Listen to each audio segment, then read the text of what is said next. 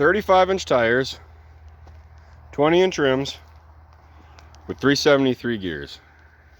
What I like about this setup is it feels better than when I had 342s and 33s. These are the old 33s I was running on there before. Still got a lot of tread. I'm giving them to my brother here.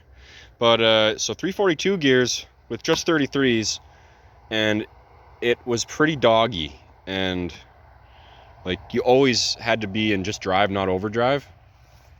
Whereas this one, I'm holding overdrive more when I get up to speed, but I can still keep it in just normal drive, just for cruising around at lower speeds. But yeah, no, it moves the 35s a lot better. I drove with the 35s, with the 342s, and you could tell that the transmission was not going to be happy with it long term. But now it shifts better than it did before even. It's gets up to 80 pretty fast.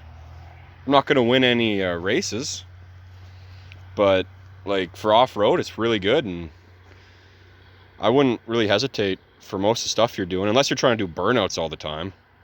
Yeah, if you're doing burnouts all the time, I'd probably go with at least a 410, but ideally a 488 or something. These will chirp and spin. I can get them to spin a little bit on dry pavement the way the truck is right now. If I really romp it, they spin for a bit, but I don't like abusing my truck like that.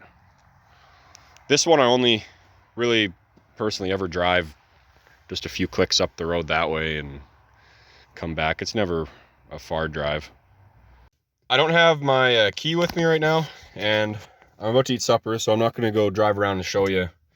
But when I'm sitting there, and my speedometer is accurate after we tested that all out, but when I'm cruising down the road there, I'm doing about 80.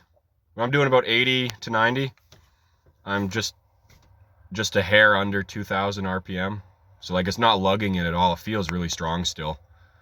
Yeah, I wouldn't hesitate to do this if you're just dailying it or just going to the mud pit.